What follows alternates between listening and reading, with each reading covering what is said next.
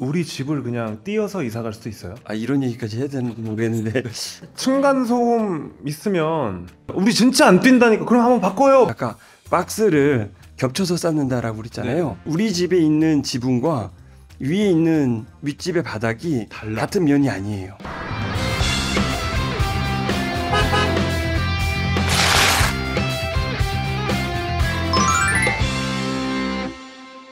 안녕하세요. 도시를 맛있게 즐기는 법을 연구하는 도시락의 조정식입니다. 오늘 또 유익한 이야기 나눠볼 텐데요. 아파트 짓는 게 아니라 쌓는 시대가 오고 있다고 합니다. 모듈러 주택에 관한 이야기를 나눠볼 텐데요. 본격적으로 모듈러 주택의 매력을 소개하기 위해서 전문가 두 분을 모셨습니다. 박수로 환영해 주십시오. 네. 자, 먼저 우리 윤세영 소장님, 구면인데요. 자기소개 좀 부탁드리겠습니다. 네, 안녕하세요. 인천도시공사 IH 도시연구 소장 윤세영입니다. 다시 만나게 돼서 반갑습니다. 네, 우리 소장님이랑은 구면이라 굉장히 편한데 또 새로운 얼굴이 오셔서 네, 반갑게 또 맞아드리도록 하겠습니다. 간단히 자기소개를 그럼 먼저 좀 직접 부탁드릴까요? 예, 안녕하세요. GS건설 프리팹 사업팀의 김동혁 팀장입니다. 만나 뵙게 돼서 반갑습니다. 네, 이 프리팹 팀, 예. 네, 저희가 지금 좀 생소한데 좀 소개를 좀 부탁드리겠습니다. 프리패브리케이션의 이제 약자입니다. 예, 그래서 사전에 어떤 모듈이나 이런 부재를 공장에서 제작한 다음에 현장으로 이동해서 프리패브리케이션 공법을 이용해서 작업을 하는 그런 것들을 연구하고 수행하는 그런 팀이라고 보시면 될 것 같습니다. 자, 프리패브리케이션 팀, 국내 굴지의 건설사에서 지금 최전선에 계신 분을 모셨기 때문에 이 모듈러 주택에 대해서 우리 도시락을 즐겨보시는 분들이 좀 이해를 할 수 있게끔 가장 도움을 잘 주실 수 있는 분을 우리가 정말 제대로 섭외를 한 거죠? 맞습니다. 근데 팀장님께서는 가장 최신의 네. 그 모듈러 주택을 시공을 해보셨기 때문에 오늘의 이 어려운 주제인 모듈러를 제일 쉽게 저희한테 현장에 가깝게 설명해 주실 분이라고 저는 믿어 의심치 않습니다. 모듈러 주택, 그냥 이제 모듈이라는 말을 우리가 요즘 많이 쓰니까 대충 상상은 할 수 있을 것 같은데 자세히는 잘 모르겠어요.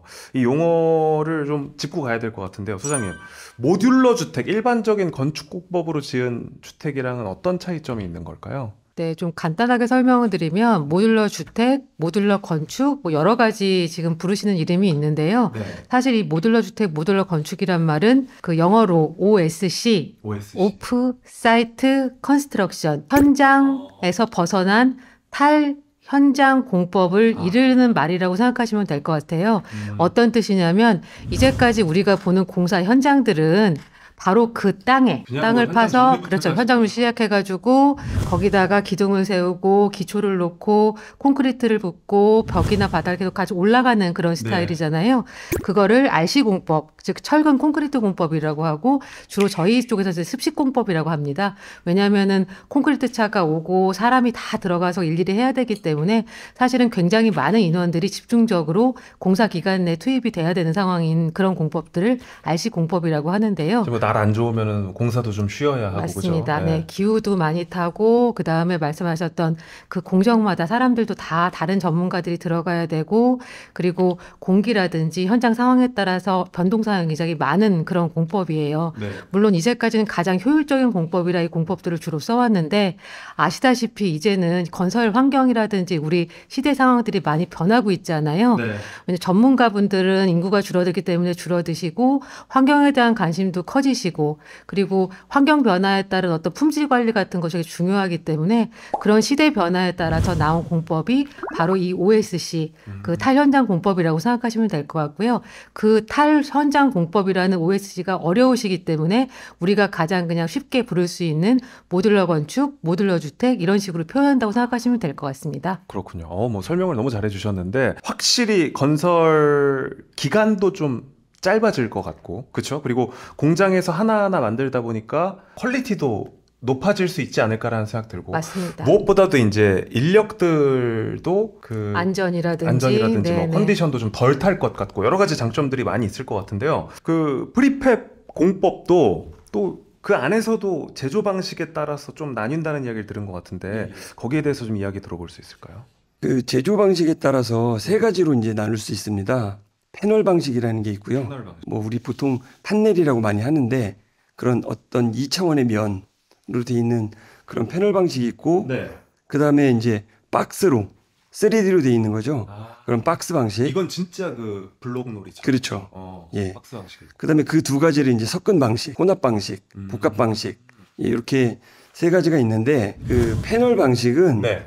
그 벽이라든지 바닥이라든지 천정처럼 이렇게 면으로 되어 있는 부분을 미리 사전에 만든 다음에 현장으로 이제 가져가서 조립하는 방식이고요. 그러다 보니까 아무래도 설계에 있어서 좀 더 자유로운 평면을 구성을 할 수가 있습니다. 뭐 예를 들어 벽을 3m 간격으로 놓을 수도 있고 더 넓게 놓을 수도 있고 이러다 보니까 필요한 그 면적에 따라서 그 설치할 수가 있거든요. 그래서 좀 더 이제 자유로운 평면 구성이 가능하고요. 자유도가 높군요. 그렇죠. 패널 설계의 방식은. 자유도가 높다라고 얘기를 하죠. 그래서 그 박스 방식은 아까 얘기하신 것처럼 레고 블록처럼 쌓아놓는 건데요. 그러니까 아까 그 패널이랑 다르게 2D가 아니라 3D로 그렇죠. 박스가 딱 만들어진 상태로. 예, 예. 뭐 방이라든지 화장실이라든지 이런 형태를 이제 박스로 만들어서 쌓아 올리는 그런 방식이 되겠고요. 복합 방식은 용어에서도 이제 드러나듯이 판넬과 박스 방식을 섞어서 이렇게 사용하는 그런 공법이 되겠습니다. 패널 방식은 약간 그렇죠. 이케아 서랍 방식이네요. 그죠? 예, 이케아가 예. 이렇게 그렇게 오잖아요. 맞습니다.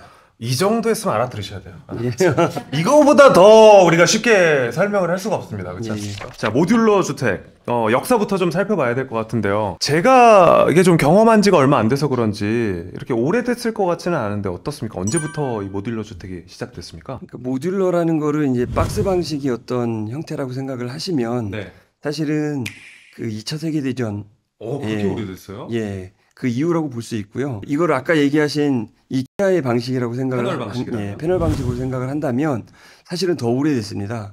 1900년도 초에 이제 미국에서 이제 나오기 시작했는데요. 네.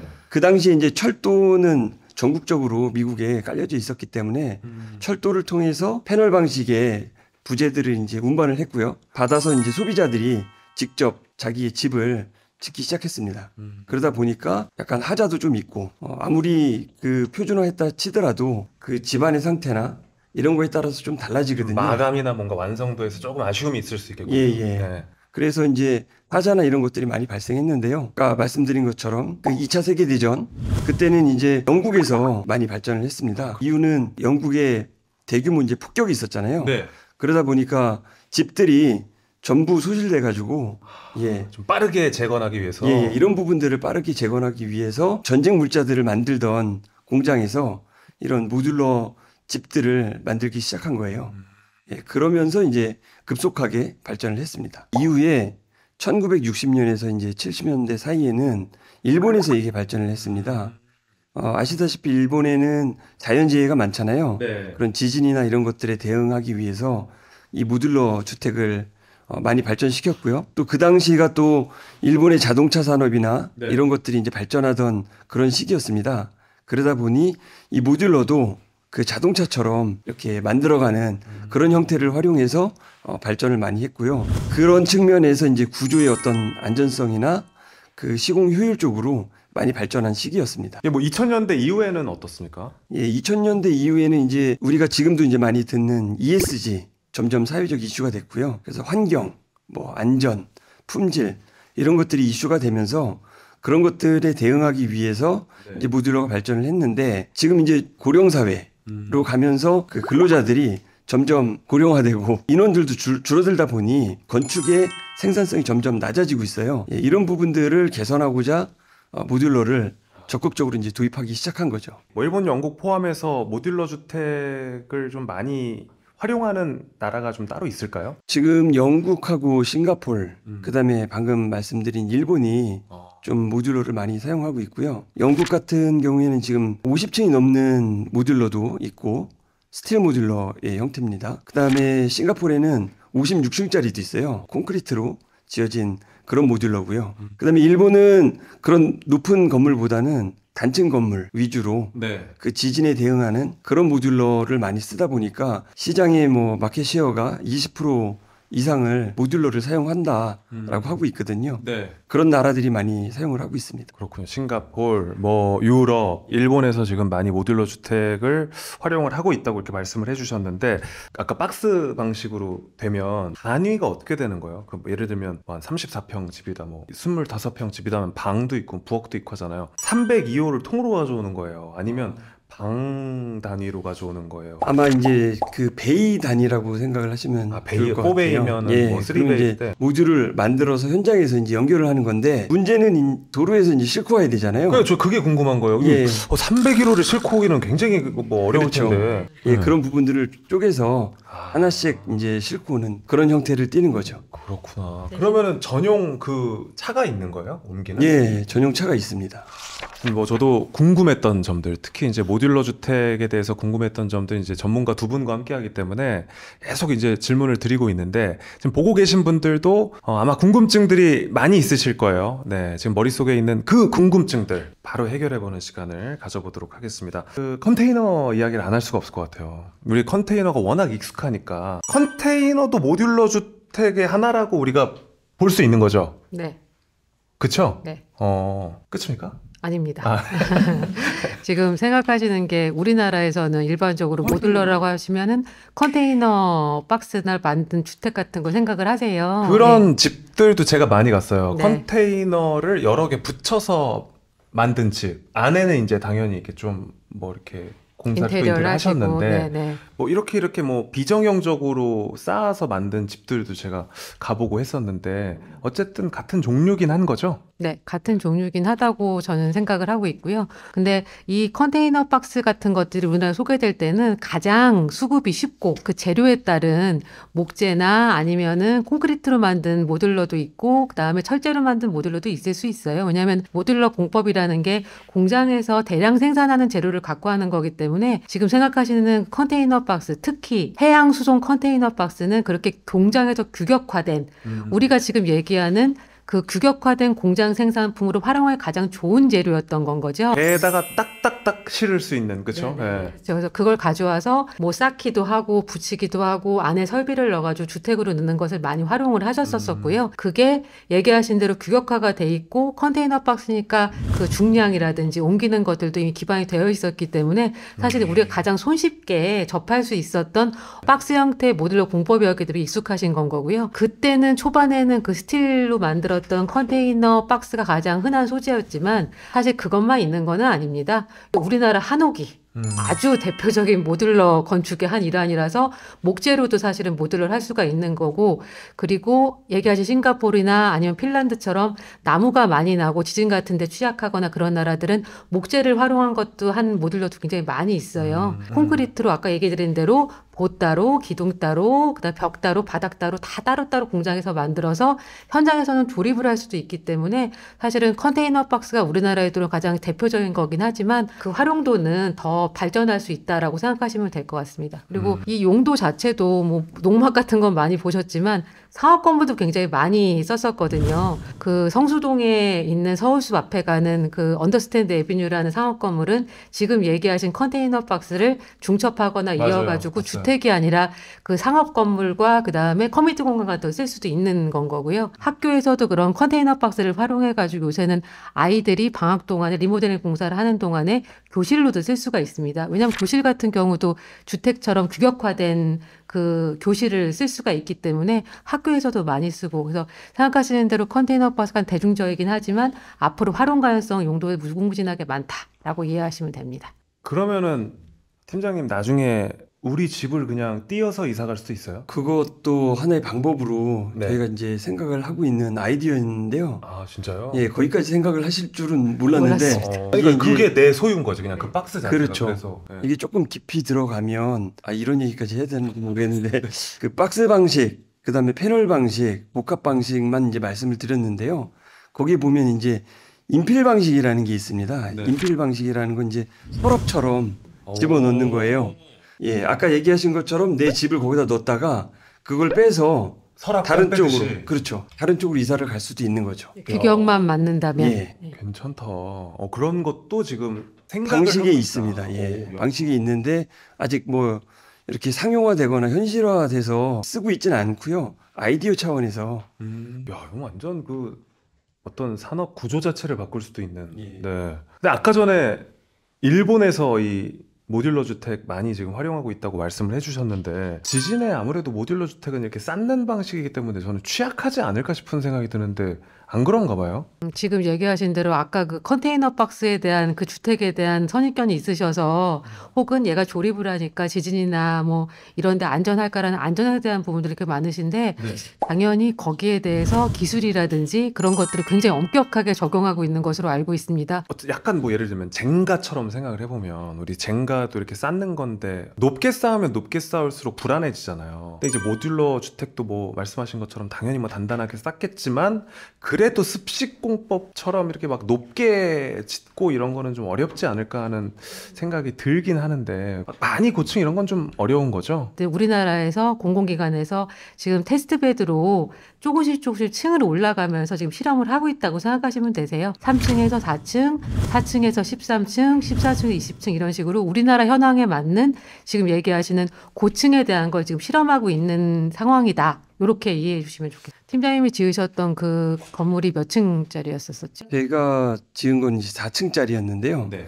그건 저희 회사에서 이제 테스트 베드로 지었던 것이고 지금 현재 우리나라에서 제일 높은 게 그 13층짜리 모듈러입니다. 그리고 이제 저희가 이번에 그러니까 LH에서 발주한 거를 저희가 수주한 그 아파트에는 저희가 14층까지 시도를 하려고 준비를 하고 있고요. 아니 뭐 습식 공법도 뭐 처음부터 이렇게 높게 지을 수 있었던 건 아니니까 이제 그냥 계속 발전해 나가는 그 과정에 있기 때문에 아마도 모듈형 주택도 점점 더 높아질 것이다. 그 층간소음 좀 취약하지 않을까. 아무래도 모듈러 주택이면은 좀 층간소음에 제가 모듈러 관련된 거를 이제 시공을 연구를 해가면서 질문이 나오는 게 내진, 내화, 층간소음 딱 요 세 가지 질문을 제일 많이 하세요. 근데 내진은 아까 물어보셨고 내화도 똑같이 사실은 굉장히 엄격한 기준을 하기 때문에 내화도 풀어야 되는 숙제입니다. 그리고 마지막으로 층간소음인데요. 이거는 확인할 방법이 없잖아요. 그래서 아직 없어서 아까 이야기하셨던 13층짜리 GH 경기주택도시공사에서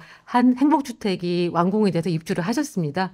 그래서 그 GH 쪽에서 POE하고 그 입주자 만족도 조사를 하셨어요. 네. 사실은 그 행복주택 겉으로 보기에는 모듈러 주택 티가 하나도 안 납니다. 그냥 일반 겉으로 봤을 때는 똑같은 주택이고 입주자들한테 층간소음이 어떻냐, 어떤 불편함이 있냐고 설문조사를 했는데요. 입주하시는 분들은 사실상 층간소음에 대한 불만은 거의 없으셨습니다. 진짜요? 네, 없으셨었고 설비 따뜻하다. 뭐 이런 거에 대한 만족도는 있으셨고요.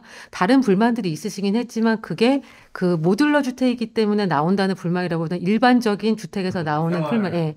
그래서 모듈러기 때문에 특별히 층간소음이 있다라고는 사실은 말씀드리기는 어려울 것 같습니다. 층간소음 있으면 앞서 이제 말씀하신 것처럼 앞으로 이제 서랍 방식 되면 위층 아래층 둘이 뭐 바꾸고 그죠? 아니, 우리 진짜 안 뛴다니까 그럼 한번 바꿔요 뭐 해가지고 한번 바꿔서 살 수도 있는 거겠죠 그죠? 층을 층간소음 관련해서 잠깐 좀 더 추가로 설명을 드리면 그 가장 그 명확하게 알 수 있는 방법이 아파트 같은 경우에는 우리 집의 천정이 윗집의 바닥입니다. 네. 그래서 위에서 뛰면 바로 그 소음이 들리잖아요. 네. 모듈러 같은 경우에는 아까 박스를 겹쳐서 쌓는다라고 그랬잖아요. 우리 집에 있는 지붕과 위에 있는 윗집의 바닥이 같은 면이 아니에요. 이중으로 돼 있는 거예요. 예, 그러다 보니까 오히려 더 강할 수 있겠네 층간소음에. 근데 그거는 어떻게 돼요? 배관이나 그죠 뭐 전기 뭐 이런 것들 있잖아요. 우리 살 때 꼭 필요한 것들 그런 것들은 어떤 식으로 진행이 돼요? 모듈형 주택은? 이 모듈러가 이제 공장에서 네. 적어도 이제 70% 이상을 제작을 하거든요. 거기서 제작을 해서 오다 보니까 벽 안에 그런 배관이나 이런 것들이 다 매립이 된 상태로 이제 오는 거고요. 제작이 다 된 상태로 현장에 오면 이 메인 배관들이 있어요. 전기든 가스든 네. 그 메인 배관에 이 모듈러의 배관을 연결만 하면 와. 바로 쓸 수가 있는 거죠. 그냥 쭉 다 연결이 되는 거군요. 그러면 우리가 일반적으로 RC 같은 경우에는 콘크리트 벽 안에 매립이 돼 있거든요. 네. 그래서 배관에 무슨 문제가 생기더라도 수리하기가 굉장히 어렵습니다. 벽을 다 깨부술 수도 없잖아요. 근데 이제 이런 모듈러는 건식으로 돼 있다 보니까 그런 벽에 대한 부분만 그 해체하고 나면 얼마든지 안에 배관들을 야. 손볼 수 있습니다. 오히려 편하네요. 예, 그런 측면에서는 더 좋죠. 야, 근데 이야기를 지금 소장이 하면 할수록 뭐 모듈형 주택이 거의 단점이 안 보이는 것 같은데 이게 더 많이 공급되면 되게 편하기도 하고 장점들이 많겠다 생각이 들거든요. 모듈형 주택이 발전하기 위해서 어떻게 해야 될까요, 우리가? 그 모듈형 주택이 발전을 하려면 네. 일단은 표준화 그리고 이제 어떤 물량 이런 것들이 뒷받침이 돼야 됩니다. 부품이나 이런 것들이 모듈화가 안 되면 결국은 여러 종류를 만들어야 되고 그러다 보면 이제 효율이 떨어지고 호환도 좀 잘 되게끔. 예, 단가도 결국은 올라가게 되는데 그 호환 얘기가 나왔으니까 이제 저희가 충전기 같은 것들 보면 아, C타입 지금 지금 예, 되니까 그렇죠. 얼마나 편한지 몰라요. 그렇죠. 바로 옛날에는 막 가면 고깃집 같은데 사장님이 뭐 아이폰 안 돼요 막 이러잖아요. 예, 근데 예. 요즘 뭐 그런 게 없잖아요. 그렇죠. 그래서 그런 것처럼 모듈러도 이 회사가 만들든 저 회사가 만들든 그런 표준화가 된다라고 하면 서로 호환도 할 수 있고 예, 그러면서 서로 이제 윈윈 할 수 있는 그런 어떤 환경이 될 것 같습니다. 제일 중요한 게 아무튼 저도 좀 그렇게 생각을 했었고 모듈형 주택이라고 해서 상상을 하면은 좀 아무래도 좀 약할 것이다 뭐 내지는 좀 뭐 쌀 것이다 뭐 이런 생각들이 드는데 어떻습니까? 모듈러가 이제 발전하기 위해서 또 하나 중요하게 필요한 사항이 네. 인식의 전환입니다. 방금 말씀하신 것처럼 대부분의 분들이 좀 저렴하고 싸고 간단하게 이렇게 지을 수 있는 농막 이런 걸 이제 보다 보니까 그런 이미지가 이제 굳어져 있는데요. 사실은 이거는 어찌 보면 작은 철골 구조의 건물로 볼 수도 있는 거거든요. 그런 식으로 인식의 전환이 이루어져야 뭐 공장에서 만들기 때문에 좀 더 품질도 좋고 그다음에 값도 오히려 비싸도 이해가 되는 뭐 지금 보면 전자회사나 이런 데서 그 모듈러로 많이 뛰어들거든요. 네. 거기 안에 보시면 IoT라고 네. 예, 커튼도 자동으로 열리고 예, 온습도도 다 맞춰서 이런 것들이 이제 점점 모듈러 안으로 들어올 거기 때문에 사실 모듈러라는 것 자체가 싸고 이런 것들이 아니라 좀 더 정교하고 편리하고 예, 이런 부분들로 갖춰지면 점점 이제 사람들도 인식이 변화되지 않을까 이렇게 생각을 하고 있습니다. 그래서 그 이후에는 네. 공장에서 이런 도시를 짓는 그런 시대가 올 수도 있을 것 같습니다. 멋있는 말이네요. 이 공장에서 도시를 짓는다는 이제 말씀이 굉장히 저는 와닿는데 자 그럼 여기서 소장님한테도 질문을 좀 드려야 될 것 같아요. 모듈러 주택이 이제 또 앞으로 더 발전돼서 상용화가 돼서 더 많은 분들에게 공급이 되면은 장점들이 많이 생길 것 같은데 그러기 위해서 공공은 어떤 역할을 해야 될까요? 아까 팀장님이 되게 멋있는 말을 해주셨어요. 공장에서 도시를 짓는다. 이거는 사실은 하나의 건물을 짓는 게 아니라 산업의 생태계를 지금 얘기를 하신 거라고 저는 생각을 해요. 네. 즉 아까 얘기 드린 대로 세대가 변하고 건설 환경이 변하니까 우리나라 혹은 전 세계의 산업 시스템이 새로운 패러다임으로 바뀌어 나가는 지금 분기점에 서 있다고 지금 봐도 되는 건 거고요. 그렇게 생태계가 바뀌어야 팀장님이 얘기하시는 공장에서 도시를 짓는 게 가능할 거라고 생각을 하고요. 그리고 말씀하신 대로 아직까지 우리나라는 이런 산업 생태계가 바뀌거나 모듈러 주택 관련한 거가 상용화가 되어 있지 않습니다. 몇 가지 이유가 있고 이렇게 민간 쪽에서나 국민들이나 사시는 분들이 이런 인식을 전환을 하시기 위해서는 공공 쪽에서 선도적으로 몇 가지 해야 될 게 당연히 있습니다. 네. 첫 번째가 뭐냐면 현재 우리나라는 이 모듈러 즉 OSC 공법에 대한 근거법이 현재는 사실은 없습니다. 예, 건축법 안에 공업화 주택이라는 명칭으로 사실은 모듈러 주택이 들어가 있는 상태예요. 왜냐하면 지금 저희 법은 예전에 RC 공법을 기준으로 만든 법이기 때문에 그 모듈러라는 최신 그 어떻게 보면은 4차 산업시대에 맞는 공법을 적용할 수 있는 법이 없는 상태이기 때문에 이런 OSC 공법에 맞는 법을 좀 준비해야 되는 게 가장 큰 일일 거고요. 두 번째는 아까 팀장님 설명해 주셨을 때 규격화. 표준화 관련된 일이 있습니다. 지금 다 공장 생산품에도 불구하고 이게 다 다른 규격으로 다 만드시거든요. 그럼 이렇게 되면 아까 얘기하신 인필 같은 거는 못하는 건 거죠. 사실 예, 소율도 떨어지고 네.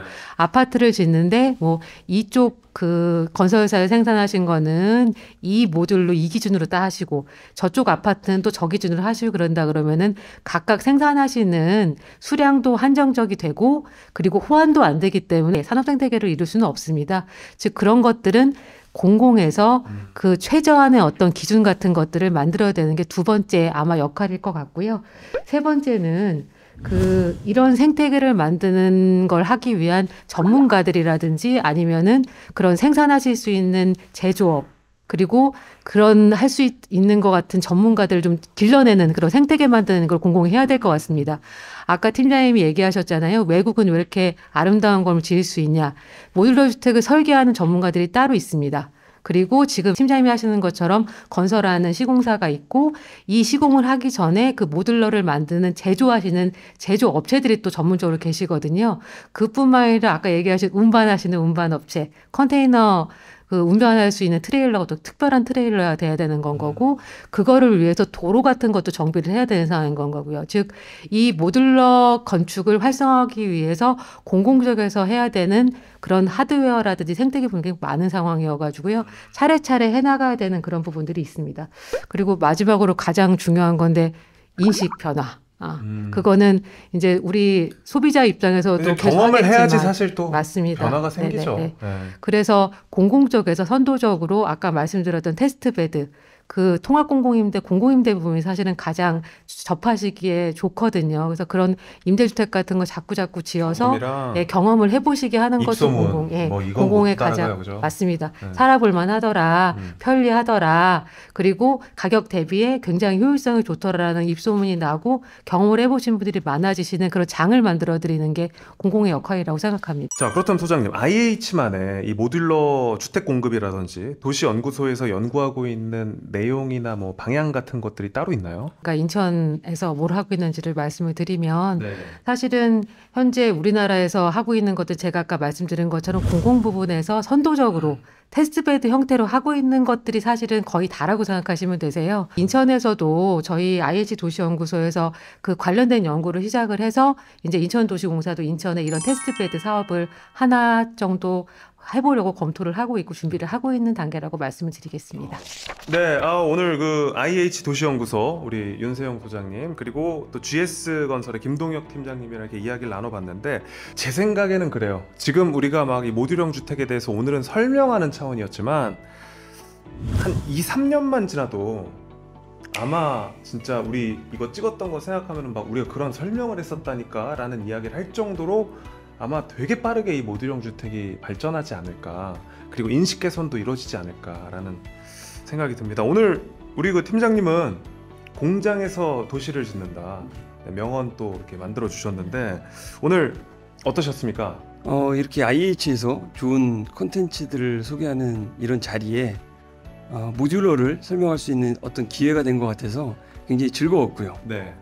그리고 앞으로 이제 이런 말씀하신 것처럼 모듈러가 미래 건축의 어떤 한 부분이 되는 것들을 같이 지켜보는 그런 재미를 같이 누릴 수 있었으면 좋겠습니다. 네, 오늘 뭐 좋은 말씀 해주셔가지고 너무 감사하고요. 진짜 정말 이해하기 편하게 너무 쉽게 말씀해 주신 것 같아요. 고맙습니다. 자, 그리고 우리 소장님, 네, 오늘 어떠셨습니까? 저는 모듈러 주택이 사실은 일반인 분들이나 뭐 아나운서님도 그렇지만 이해하기 어려우신 개념이고 그리고 눈에 보이는 것도 사실은 우리나라에는 없으셔가지고 힘든 개념이셨을 텐데 이 재미없고 전문적인 이야기를 들어주셔서 재밌었어요. 감사합니다. 네, 고맙습니다. 자, 저희 도시락 다음 편은 초고령화 시대에서 우리 사회가 어떤 도시를 만들어야 하는지 인사이트를 나눠보는 시간 또 준비를 해봤습니다. 다음 컨텐츠도 많이 기대해 주시고요. 저희는 오늘 여기서 마무리하도록 하겠습니다. 두 분 오늘 고생 많으셨습니다. 네, 네, 고맙습니다.